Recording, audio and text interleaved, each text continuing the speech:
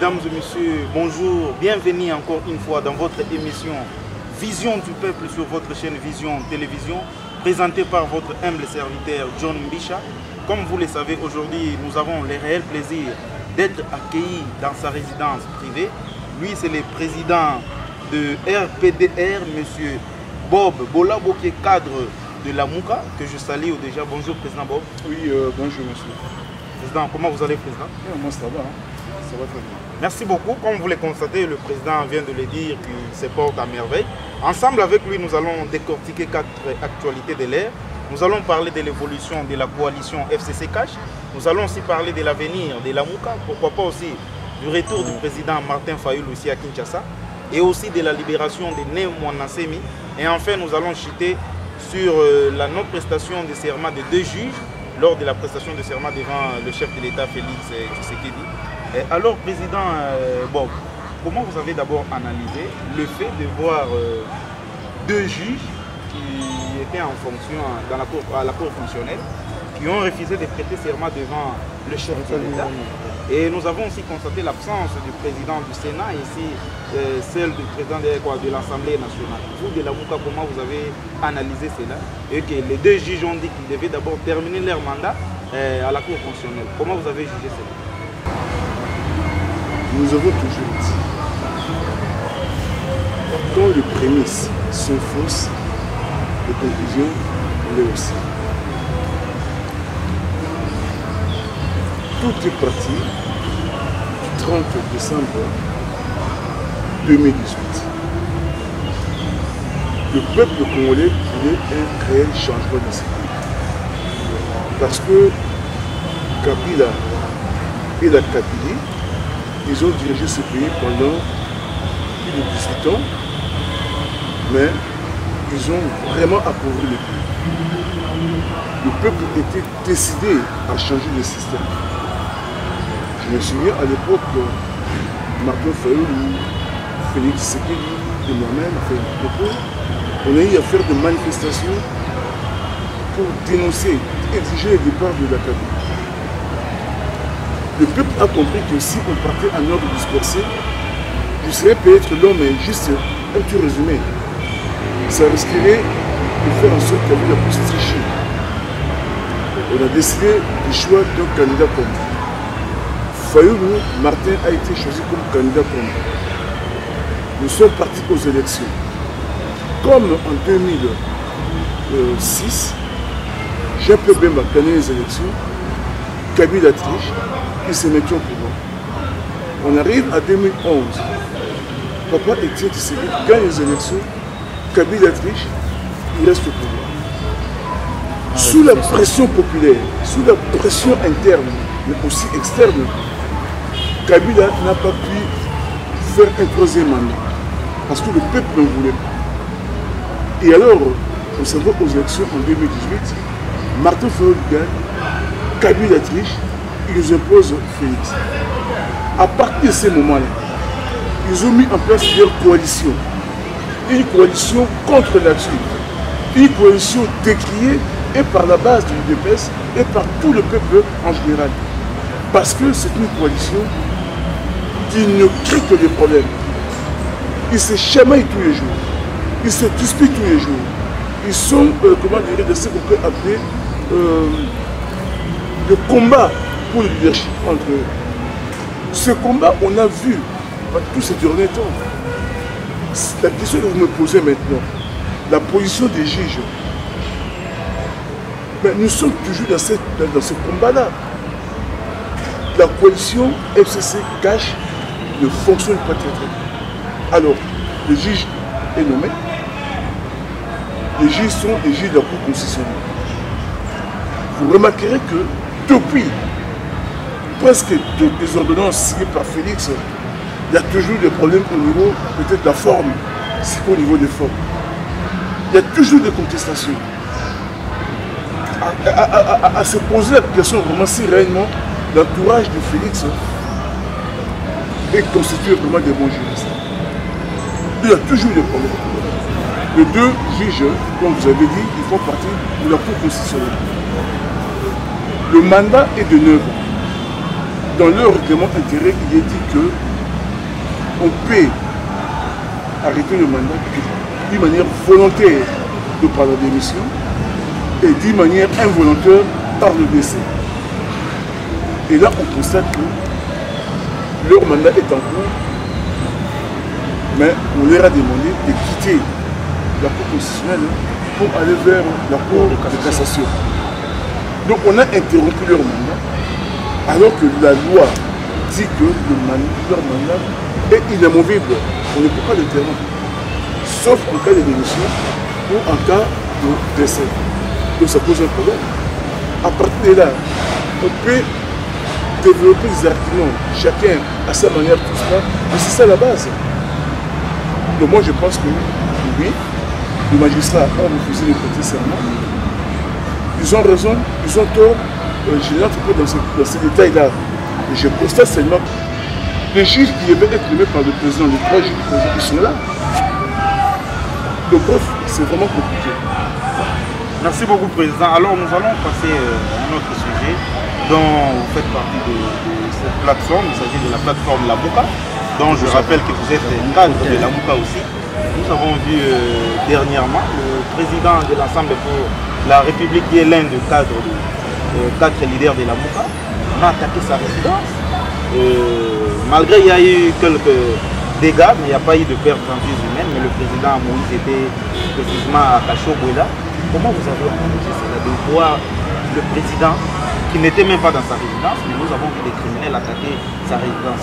On peut dire aujourd'hui que non, Moïse n'est pas toujours libre depuis son retour à Kinshasa, ou bien comment? Ou bien il y a entre d'abord lui et le président actuel, ou bien il y a toujours des couacs qui s'est fait en police, parce que ce qui s'est fait là, bon, imaginez-vous si le président était dans sa résidence, qu'est-ce qui pourrait arriver? Comment vous avez analysé cela, l'attaque à la résidence de l'un des 4 leaders de la République?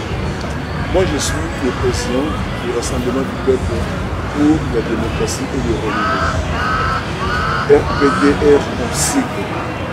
Le RPDR est membre de la plateforme dynamique pour la révolution. Il y a au moins une quinzaine de partis dans cette plateforme, dont Martin Fayou est le coordonnateur.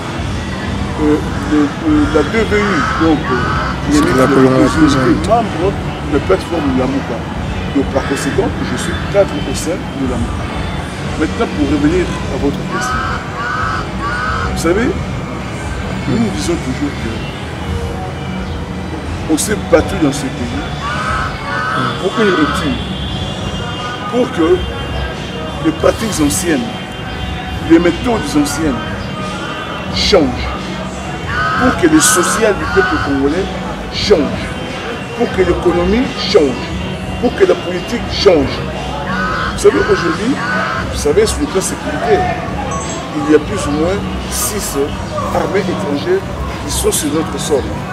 Je vais d'apprendre que la Zambie vient est en train de libérer le territoire congolais qu'il avait occupé par la force. Mais le Rwanda est toujours là, l'Ouganda est toujours là. Les autres sont toujours là. Paraît-il, il y a des négociations en cours. Mais je veux dire que lorsqu'on vous attaque, lorsque quelqu'un vient vous attaquer, avant de commencer la négociation, il faut d'abord répliquer. Nous avons 9 voisins. Si chaque voisin commence à nous attaquer, qu'est-ce qu'on va devenir? On doit avoir une armée capable de dissuader les 9 voisins.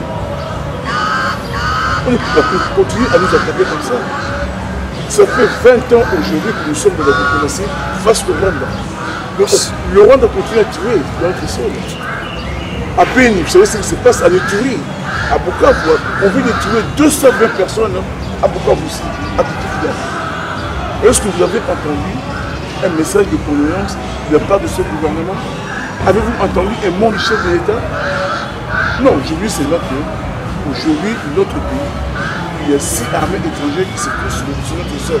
La Zambie est partie. Ok, d'accord. Mais par rapport à tout cela, lorsqu'on s'est battu, on voulait qu'on arrête, que tout ça s'arrête. L'actuel régime est arrivé, nous sommes dans la continuité. On a attaqué la résidence de Moïse Katumbi. Oui, parce qu'il n'y a pas eu de changement. Il y aurait eu changement dans ce pays, on ne verrait pas ce genre de pratique. Aujourd'hui, je veux dire que l'électricité, l'eau, Il y a des délestages. Avec Kabila, il y avait des délestages. Aujourd'hui, ça continue le délestage. Nous sommes dans la continuité. Je peux pour nous là, mais il y avait avec Kabila, ça existe aujourd'hui. L'insécurité, c'est ici à Kinshasa, dans l'est du pays, à l'ouest, un peu partout. Donc on a l'impression que le combat que nous avons mené, on l'avait mené pour rien, parce qu'il n'y a pas un véritable changement dans ces pays. Donc en rapport avec ce qui s'est passé avec le président Moïse Katumbi, il est aujourd'hui avec l'ensemble membre de l'Amouka. Nous sommes ensemble. Lorsqu'on attaque Moïse Katumbi, c'est comme si on avait attaqué l'un des membres de l'Amouka. Donc on ne peut que dénoncer cela, on ne peut que ne pas être d'accord par rapport à ça. Et nous appelons l'actuel régime de diligenter d'urgence des enquêtes pour qu'on nous dise qui sont les auteurs de cet acte odieux. Nous voulons vraiment qu'il y ait des enquêtes là-dessus. Et comme vous savez, dans ce pays, même au temps de Mobutu, jusqu'à aujourd'hui, quand on dit enquête, c'est une manière aussi d'enterrer l'affaire. Mais nous resterons vigilants par rapport à ça. Aujourd'hui, Président, on peut dire aujourd'hui que non. Au sein de l'Amouka et Cash, nous avons vu dernièrement quand il y a eu marche pour dire non à l'intérimat de M. Ronsard Malong dans la tête de la CENI. Nous avons vu, vous, de l'Amouka, vous avez marché, nous avons vu aussi Jean-Pierre Mbemba qui avait aussi manifesté.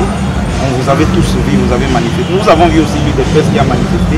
On peut dire aujourd'hui qu'il y a quelque chose qui se prépare en coulisses, une alliance entre l'Amouka et Cash. Parce qu'on dit souvent, vous tous, vous venez d'ailleurs de l'opposition, vous connaissez bien. Est-ce que ça peut aussi arriver aujourd'hui que non, si le président Félix tendait la main au président Bobo Labo, au président Martin Fayoulou, de travailler, est-ce que ça sera possible avec la LUR? Je pense que par rapport à ce débat-là, nous étions dans la rue pour exiger des réformes. On a dit qu'il est hors de question que les animateurs de la CENI soient désignés sans qu'il y ait eu de réforme. Parce que si ils ont fait 3 cycles électoraux en 2006, en 2011, en 2018, il y a eu beaucoup de fraudes, beaucoup de basculements. Et nous disons qu'il faudrait qu'on essaie un peu de voir qu'est-ce qui ne marche pas et qu'on apporte des solutions par des réformes. Ce n'est qu'après qu'on pourra désigner les animateurs de ces institutions. Et je pense à ce propos, l'UDPS aussi était d'accord avec les réformes.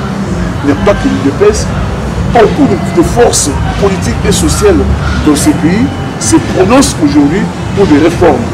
Tout le monde a compris que la coalition FCC-Cash a pris le pays en otage et tout est bloqué, rien ne marche. Il faut qu'on aille vers des réformes.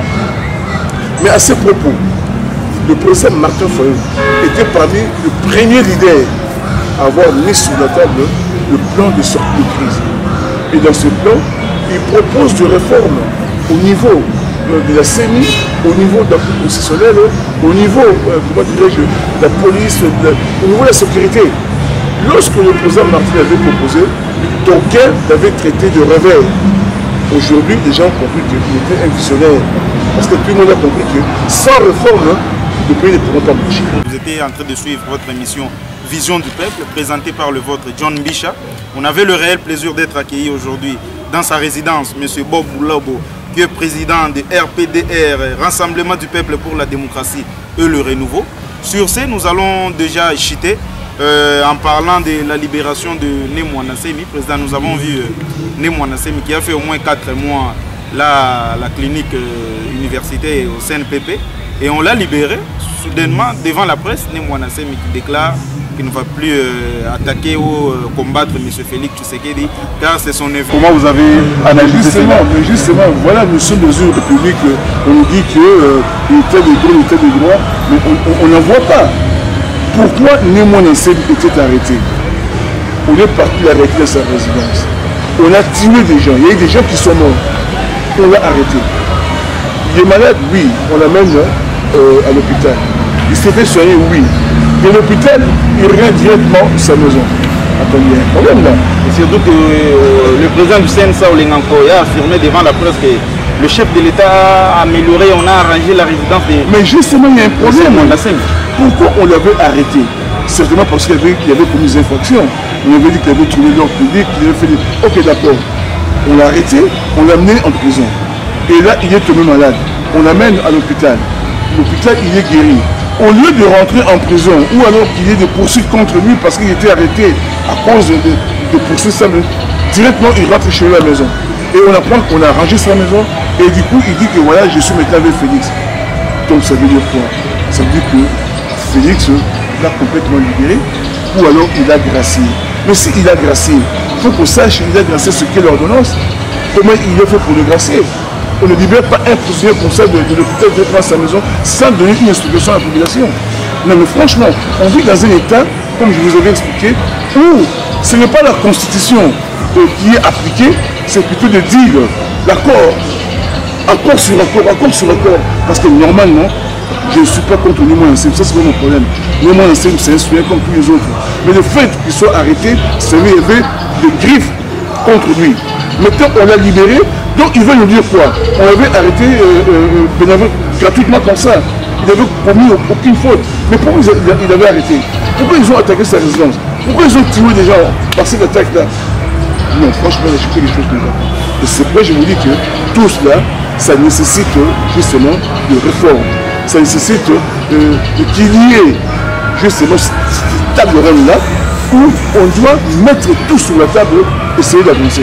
Autrement, 5 ans avec cette coalition qui a pris le pays en otage, FCC cache, on va droit vers le mur. Et quand vous cognez contre le mur, il y aura des dégâts. Et ce peuple qui va sauver. Merci beaucoup. Nous voici vraiment arrivés à la fin de votre émission Vision du Peuple, dont on avait le réel plaisir d'être accueillis aujourd'hui par le président Bob Bolabo, comme je vous l'ai dit, il est cadre de la Mouka.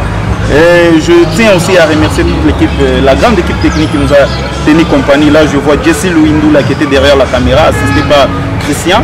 Et sans oublier aussi notre coordonnateur, Maître José Kaembe. Et sans oublier notre DG, le docteur Augustin Kalala. Suivez l'intégralité de cette image ou cette vidéo dans votre chaîne aussi YouTube. Abonnez-vous massivement, Mbisha Télévision officielle. Sans oublier aussi sur Vision Télévision. Et surtout aussi sur Vision FM 105.5 MHz. On se retrouve prochainement pour un autre numéro Vision du Peuple. Au revoir.